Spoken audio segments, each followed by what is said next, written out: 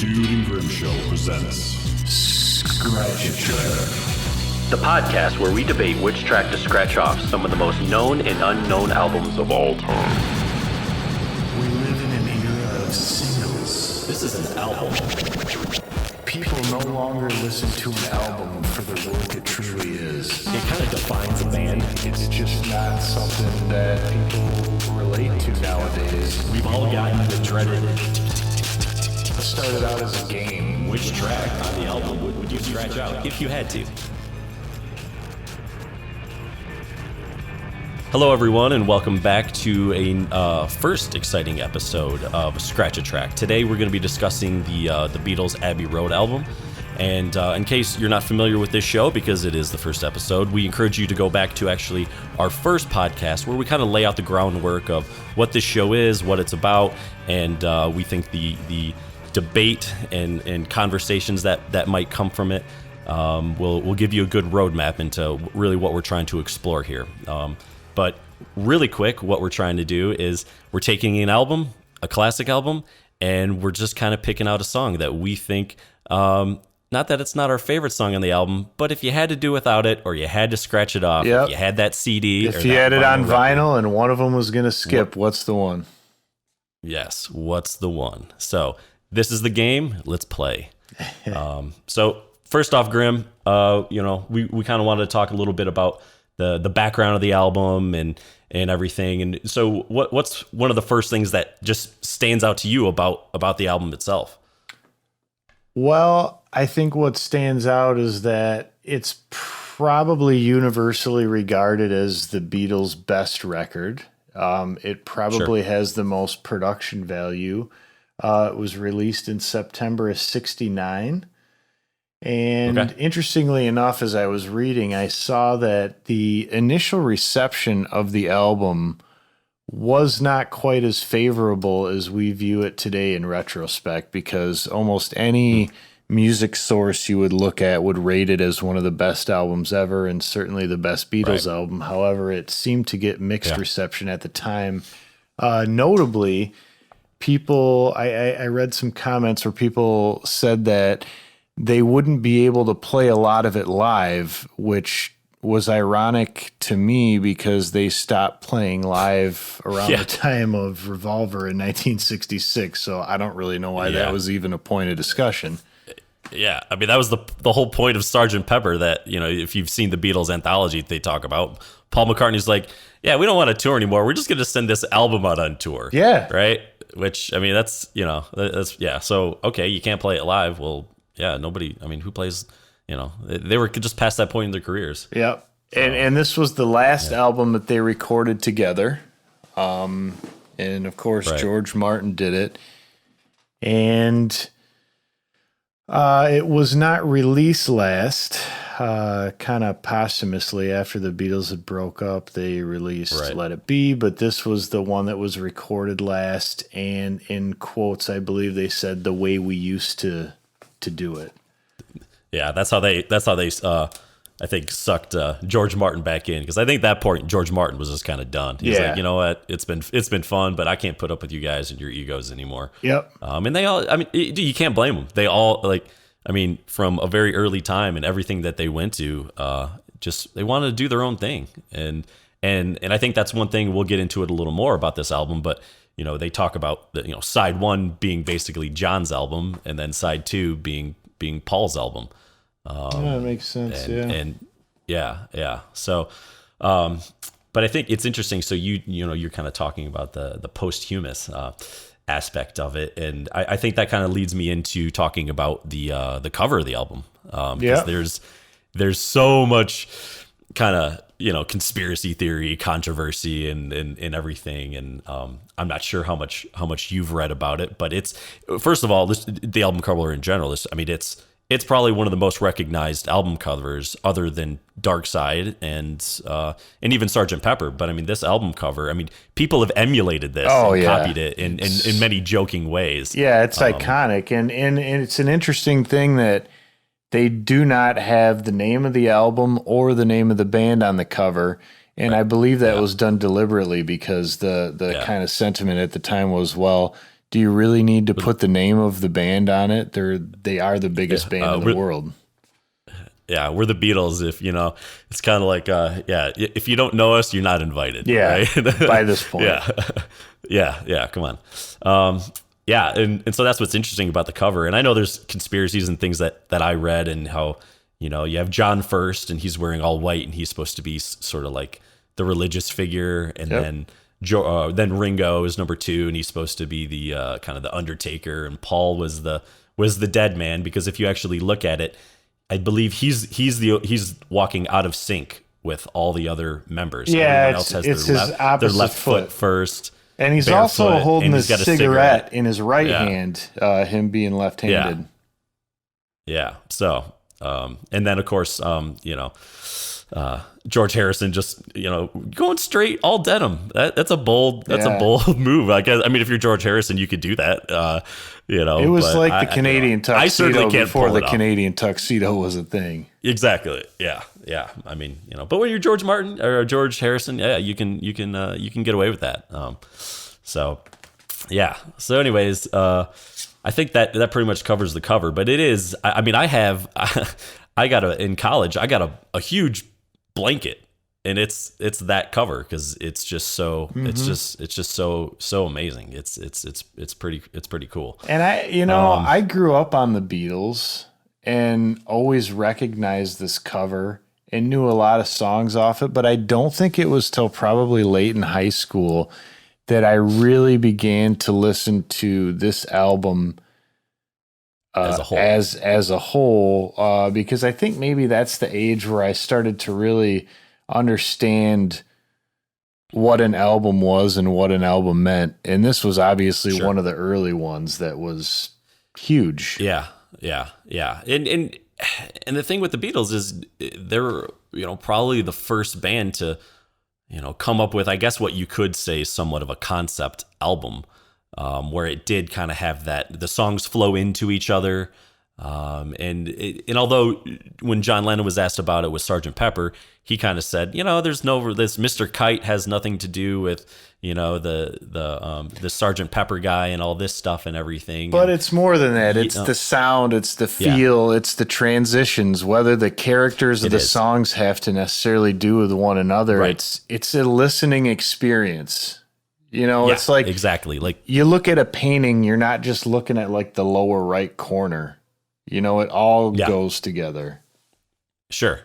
Everything kind of fits. And also, when you talk about concept albums, it's just kind of a fun thing to talk about, because what is the concept? What's the idea? What are they trying to say here? Are there hidden meanings and stuff like that? I mean, you can, obviously, we could talk about that for days. But so I think you were kind of headed down that path of, when you kind of started listening to it as an album, because what I remember is, at least for me, with most of my music and bands, I'll start off more with the greatest hits than getting the album. And then, I'll pick a few songs and I'm like, oh, okay, well, I really, those are 3 of my favorite songs on the greatest hits album. I bet that whole album is really good. Yeah, I think that's fair. I would do that for a lot of bands. Yeah. Because I remember, I believe you had the Anthology, the Beatles, probably. They did have it was Anthology, or there was like a greatest hits of, remember there was like the blue CDs and the red CDs. Oh, yeah. Like 67 to 70.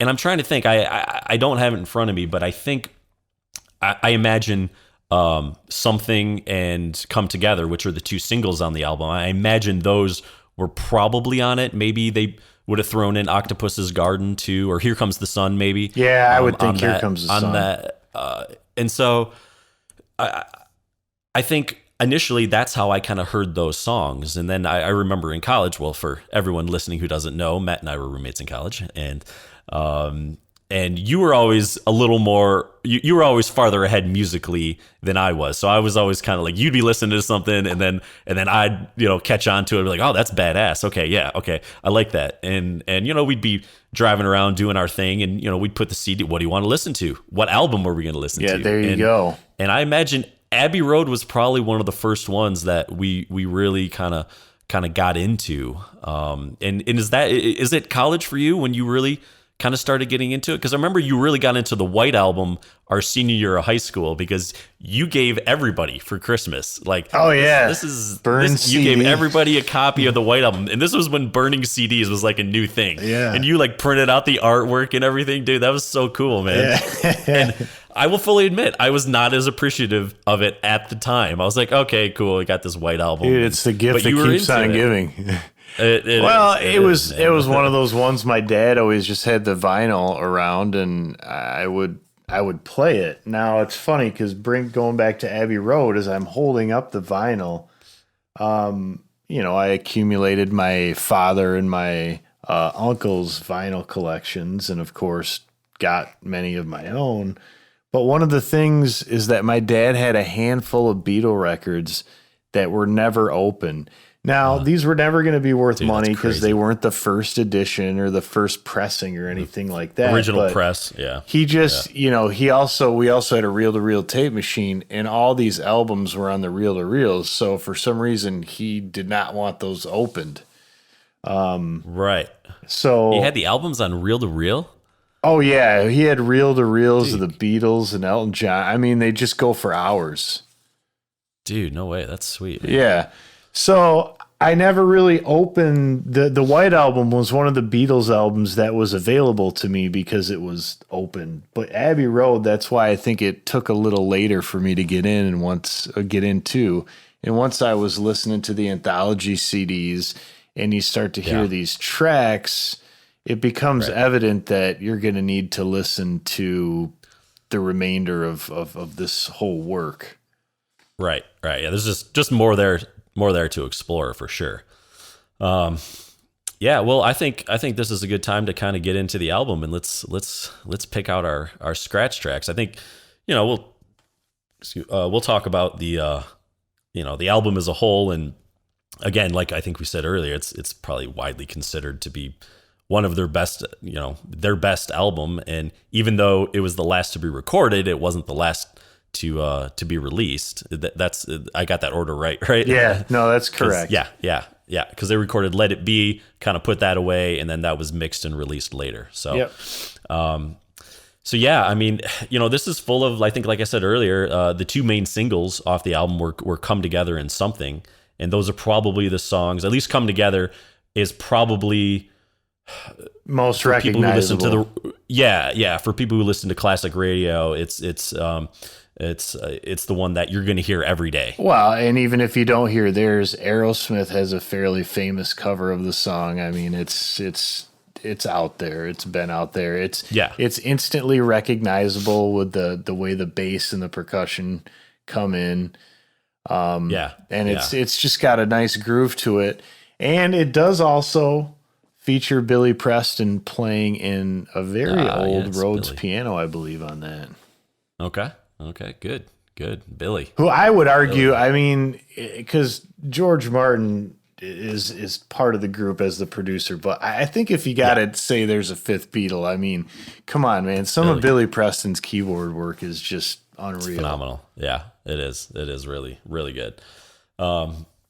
It's interesting just looking at the track listing here. And I think, like I mentioned earlier, they kind of did the order in the album to kind of appease both Paul and John, where John kind of has the first 6 tracks, and not to say that they're all his songs, but he was more into the individual, like here's a song, where Paul really liked his stuff to kind of flow together. And you'll see at the midway point in the album, so if you had the vinyl, that actually ended with the "I Want You, She's So Heavy" song, and the second side of the album starts with "Here Comes the Sun," and then there's "Because," and then once you get into "You Never Gave Me Your Money," it all flows from there on, doesn't it? Yeah. Do the other? Yeah, that's correct. I would say that's fair. The first side of it is more or less a kind of a collection of singles, so to speak. But yeah, after "You Never Give Me Your Money," I mean, that's it doesn't stop. And I think that's what grabbed me so much listening to it, is that unless you were, of course, in this time being CDs, unless you were looking at the track number it was on, you didn't know when one started and the other ended until you really knew the album. You know, at first couple listens, you didn't know what was what, and it just everything kind of went. And I think that, to me, like, set the groundwork for. I mean, Sgt. Pepper's is certainly an album, so to speak, but I just, those transitions were like nothing I had ever heard. Yeah. Well, it is interesting because that was my experience as well, listening to it. You just, it's almost like you don't even need individual tracks because they just all go together. But it was hard to know almost like where those cuts were, because even if you take a song like You Never Gave Me Your Money, that song transitions a couple of times all in and of itself. And so the only, so I think, if you got to talk about endings, I mean, I've never heard a better ending for a side or anything than the end of I Want You, She's So Heavy. And it's like you still find yourself guessing where exactly it's going to cut. Here it is. Yeah, yeah. Every time I listen to it, I'm trying to find that spot. Well, and it was interesting because I read that John Lennon specifically wanted it to end. He said, I think at 7 minutes and 44 seconds. Is where he wanted it to end. So, and they said if it would have went for another 20 seconds, that's actually when the tape would have run out. Oh wow. Yeah. But it's weird because I'm looking at just the iTunes, time, and it says 7 minutes and 47 seconds. Yeah. So I mean, who knows? But this is also, I don't know if this is the remastered version or whatever. Where they're, who knows, what they're doing with these CDs and remastered versions these days. The only thing the tape running out would have been cool for sure. But the only reason that I think he may have wanted to do that not that I have a huge experience with using magnetic tape, but the sound is different when a tape runs out than the way they just make that cut. Clean cut. Dude, I mean, it is gone. Like a meat cleaver, man. Yeah. It's just gone. And I remember the first time hearing it, it's startling. Mm-hmm. You're like, what just, like, you almost don't know. You're like, what just happened? Like, it's uncomfortable. Yeah. I mean, the organ just gets really intense, and that guitar sound is like nothing I've ever heard. Yeah. The white noise. Yeah. It's such an intense song. I will say, and when I read this, it's probably my favorite Beatles song. Yeah. Easily. Almost turned me off a little bit. And this shouldn't be surprising, but this is John's song. I mean, he wrote it for Yoko. Yeah. Man. Yeah, I know. It's weird. Until I read that, though, and I've heard this song a million times, like I never put that together. I have no idea why, but it makes sense. But the thing I like, too, is that they could have probably done retakes of his vocals where they were like perfect, but like they let his voice break apart. Crunch. And like the emotion to me that adds to that song is unreal. Yeah. And so the majority of the songs are Paul or John's. I think in this album, it looks like, from what I see, George Harrison, he got his 2-song allotment of Something and Here Comes the Sun. Those are his contributions to the album. And then with Octopus's Garden, I think they just let Ringo sing that to throw him a bone, right? Or that's...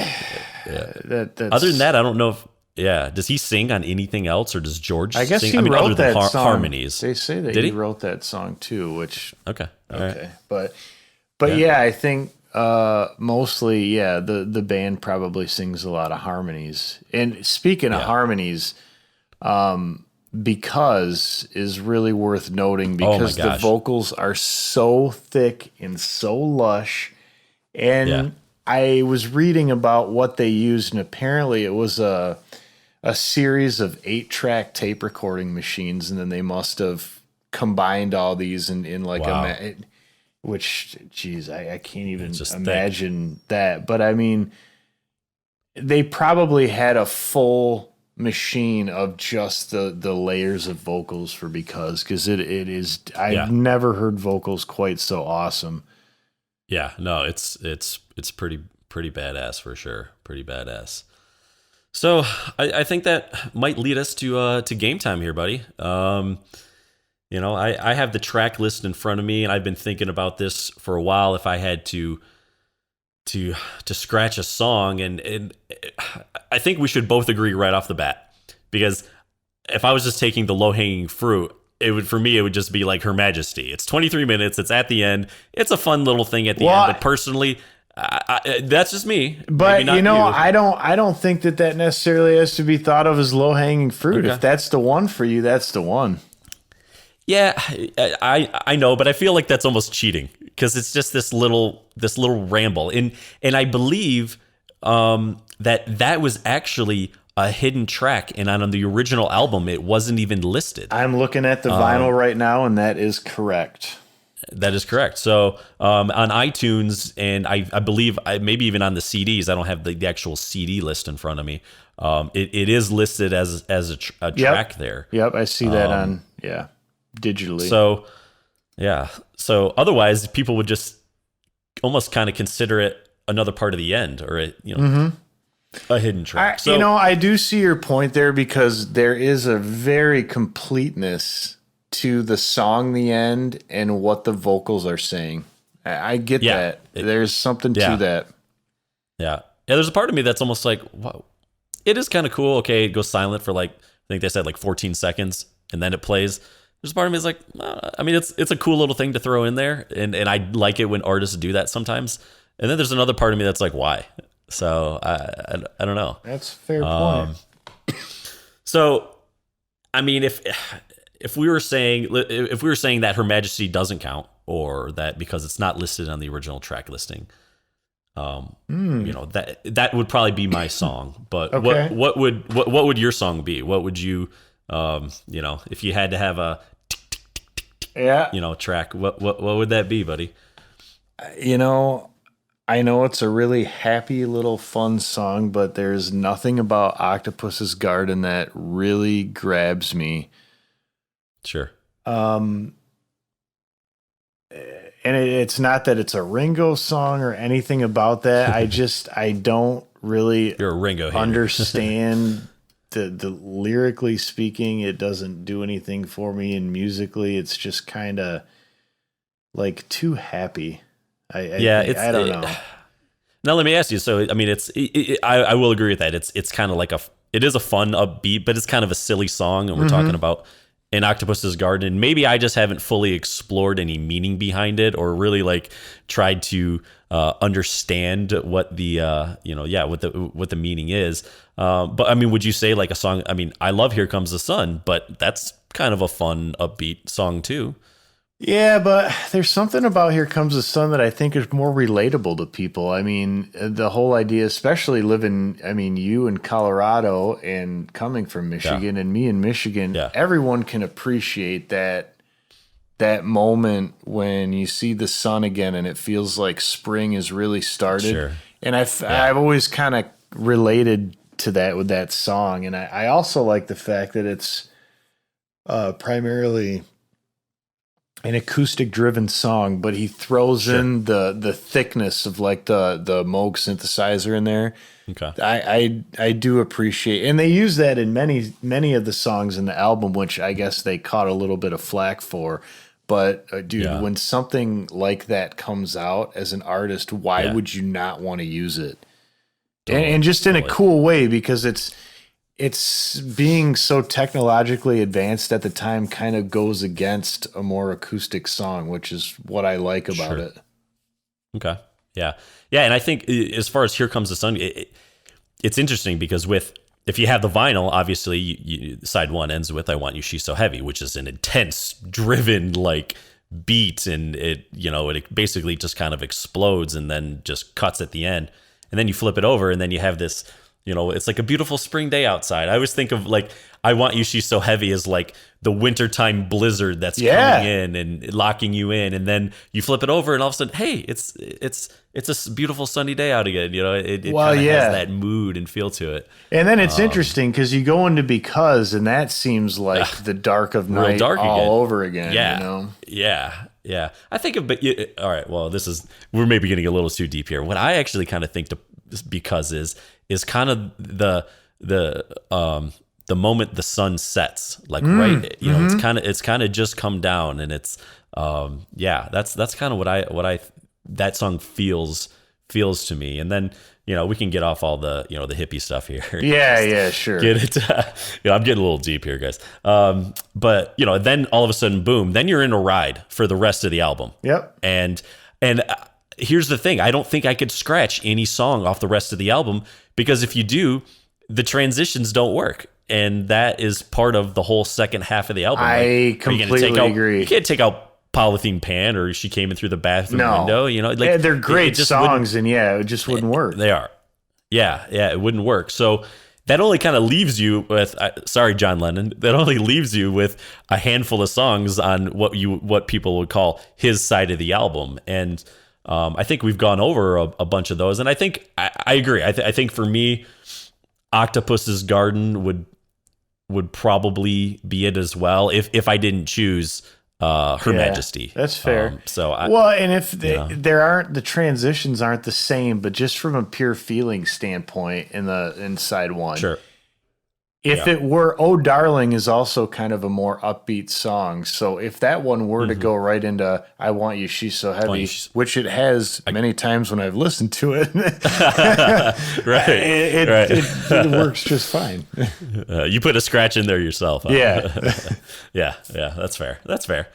Cool. Yeah, I think we're both in agreement. I mean, I think mine is a little more, again, I feel like I took the easy way with Her Majesty. Yours is Octopus's Garden, which I have a feeling a lot of people out there would actually disagree with you there, because I think a lot of people, that's probably a song that is almost like, if you're looking at the popular songs on the album, that of a person who hasn't, let's just say, delved deeply into the Beatles catalog and isn't necessarily what you'd call like maybe an album listener, I think that's a song a lot of people would actually like. I can see that. You know, that's just my personal opinion, but I think some people would be like, I Want You, She's So Heavy. That's too scary. Like, you know, like, So, well, I think that might wrap up our episode here, buddy. I think I got Her Majesty, you got Octopus's Garden, and you know, I think even if we both scratched those tracks off, we still probably got a really good album there. It would probably still work out all right. I'd listen to it. So, definitely. Well, great. Well, I think this was a very good first attempt. Hopefully we didn't bore people to death, but hopefully this has given some of you listeners just an idea of what we're trying to do here and what you can expect in future episodes, and also something that maybe give you something to listen to. Exactly. Something to listen to, and also something to talk about, something to debate when you're sitting around with your friends, having drinks, or, you know, killing time at work, not working like we all like to do. So, so until next time, we'll have another, I'm sure, great classic album on the way. But if you enjoyed this, you want to hear more, please, you know, subscribe to this podcast and give us a follow. We look forward to being around for many albums to come. Scratch a Track is produced by the Dude and Grim. Additional music provided by More, that's ... MORE, and the Tims, TIMNZ. Copyright 2020, The Dude and Grim Show.